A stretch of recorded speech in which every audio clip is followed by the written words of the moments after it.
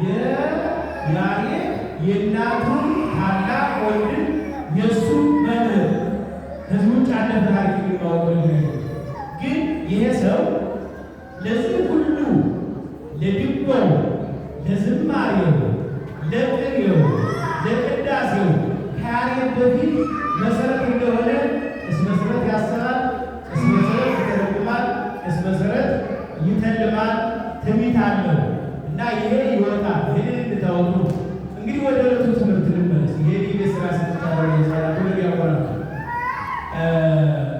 ዛሬ ባጭሩ ዛሬ ማሰብ ያለብን የዛሬው ማህሌት መሰረታዊው ማህሌት ዛሬ ትምህርተ ኅቡዓት ነው የሚባለው። ትምህርተ ኅቡዓት የተሰወረው የትምህርት ማብራሪያ የትምህርት የምስጢራት መተርጎሚያ ማብራሪያ ነውና አባቶቻችን የሥጋው ደሙ ከመፈተቱ ቁርባን ከመሰጠቱ በፊት መሰጠት አለበት ብለው ከሚነገረው የትምህርት ክፍል አንዱ ነው። በአጠቃላይ ይሄ ድርሰት በመካከሉ 5 ጊዜ አዳምን ያነሳል። እንደገና ደግሞ ቀመሩ ደግሞ በያሬድ ዜማ አከፋፈል ደግሞ 40 ብሎ ዳብዛል። 40 እስከ መንፈቁ 18 ከመንፈቁ በታች ያለው ደግሞ 23 እንደዚህ ሲደመሩ 41 ይሆናል። መጽሐፈ ኪዳን ብሎ ስለሚጀምር በያሬድ በዜማው አከፋፈል 40 ነው። መጽሐፈ ኪዳን የሚለውን ስንጨምርለት ደግሞ 41 ይሆናል። ይሄ የአዳም ሱባኤ ነው። አሁን ዘመነ ስብከት የማን ነው ይባላል ያላቸው እንደሆነ የአዳም ምህላ ነው ብለው አባቶቻችን ይናገራሉና መረጃው ትምህርተ ኅቡዓት። ምክንያቱም ትምህርተ ኅቡዓት ያዘጋጁት አባቶቻችን 41 ጊዜ ነው ቀመሩን ያደረጉት።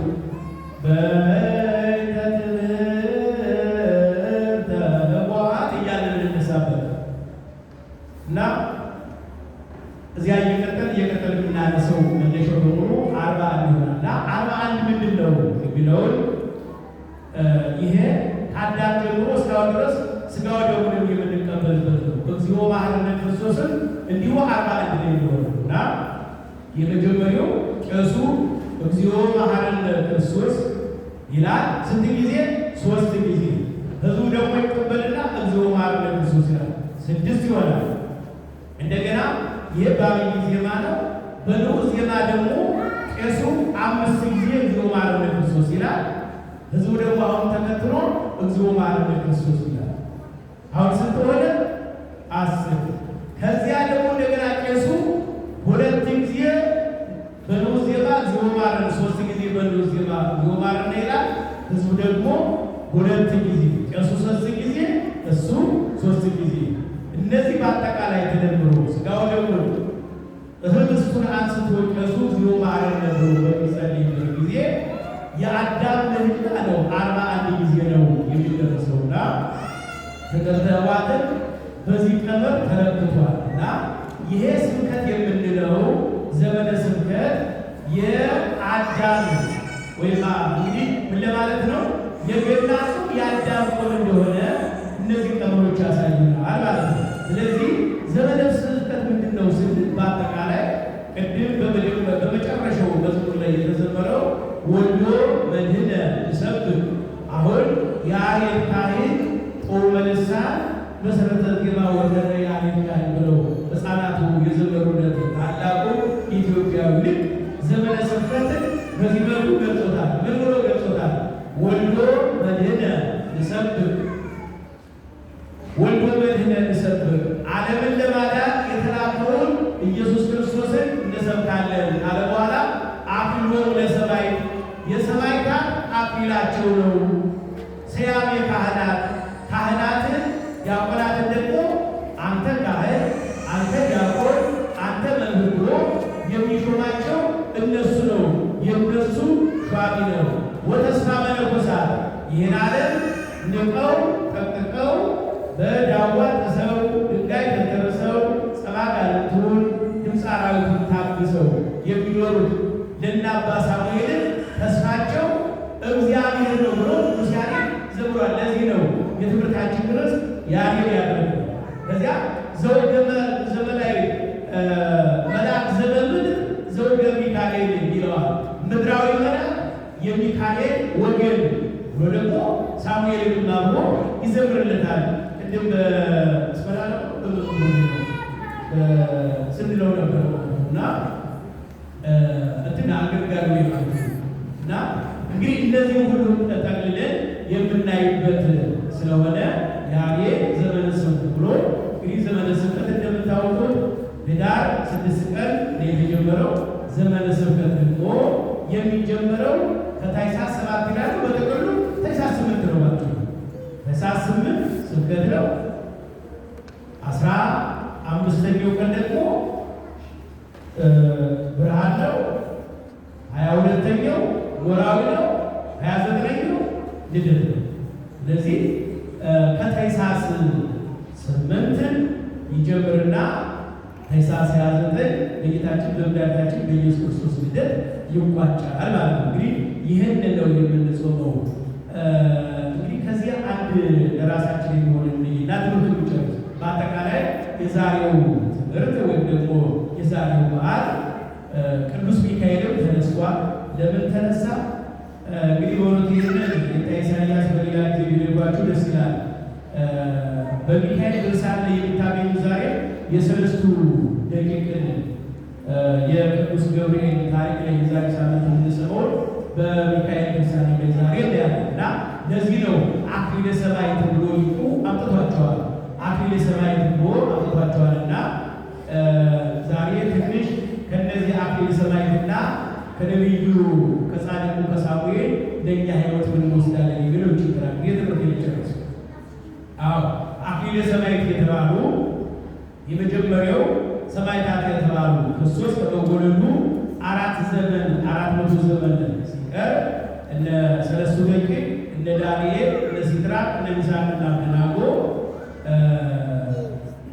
የባቢሎን ንጉሥ ጣዖት አቁሞ ስገዱ ሲላቸው አይ እኛስ አንተ ላቆምከው ምስል አንሰግድም፣ አንተንም እኛንም የፈጠረ እግዚአብሔር ስላለ ለእሱ ነው የምንሰግድ። አሁን ባጭሩ እንደምታውቁት ነው ታሪኩ።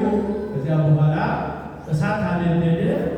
ለዚህ ካላመናችሁ ወደዚህ እሳት ትጣላላችሁ አላችኋል። ምን ችግር የለው እኛ በእሳት ውስጥ ተቃጥለን ምስክር ሆነዋለን እንጂ ያንተን እሳት ፈርተን እግዚአብሔርን አለ አሁ ታስረው ወደ ስደት በዚህ ጊዜ በሮ ይህ የድርሳነ ሚካኤል ጸሐፊ የድርሳነ ገብርኤል ጸሐፊ በሁለቱም ትላልቆቹ መላእክት በመካከል ተገኝተው አራተኛ ዘማሪ ሆነው ግንያትን አድርሰዋል። ይኸውም የጌታችን የመድኃኒታችን የኢየሱስ ክርስቶስን አክሊለ ሰማዕት ተብለው ምስክርነት ሆነዋል። በእሳቱ መካከል ሆነው ግኔው ለእግዚአብሔር እስመሄር እስመላለም ምሕረቱ ሰብሕዎ ለእግዚአብሔር እስመላለም ምሕረቱ እያሉ የሰበኩት አንዱ ዘማዛሪያ የሚባለው 33 ይሆናል። ይህም ደግሞ ሰማዕት የሆኑት ጌታችን ኢየሱስ ክርስቶስ በዚህ ዓመት 33 ዓመት የመኖሩን ትንቢት ተናግረዋል። ሁለተኛው ደግሞ ይትባረክ እግዚአብሔር አምላክ አሁን የሚለው አሁን የነዚህ ወጣቶች መዝሙር አሁንም መስመሩ ሲቆጠር 6 ነው። 5ኛው መቶ ክፍለ ዘመን አልቆ 6ኛው ዘመን ሲጀመር እንደሚወለድ ትንቢት ተናግረዋል። ማንና ማን ሆነው? ሰዎችና መላእክት አክሊለ ሰማዕት የተባሉት ሰለስቱ ደቂቅና ሚካኤል ገብርኤል አብረው ዘምረዋል። ለምንድን ነው በሚካኤል በዓል ገብርኤል በገብርኤል በዓል ሚካኤል የተጠራው ሁሉ አለቃው ካሉበት ሰራዊት መላእክት መገኘት ማለታቸው ነው። የመላእክት አለቃ ማለት ነው ሚካኤል። ሚካኤል ባለበት ለምሳሌ ሐዋርያት ባሉበት ቅዱስ ጴጥሮስ አለ። ቅዱሳን መላእክት ባሉበት ደግሞ ሚካኤል አለ፣ አለቃቸው ነው። ስለዚህ አባቶቻችን ይህን በዓል አድርገው ያሳርጋል። ስለዚህ እነዚያ ቅዱሳን ሰለስቱ ደቂቅ እግዚአብሔርን እስከ ሞት ድረስ ተከትለው ድነዋል። ከዚህ እኛ ምን እንማራለን? ምን እንማራለን ያለ እንደሆነ እነሱ ይወዱ ነው የምንማረው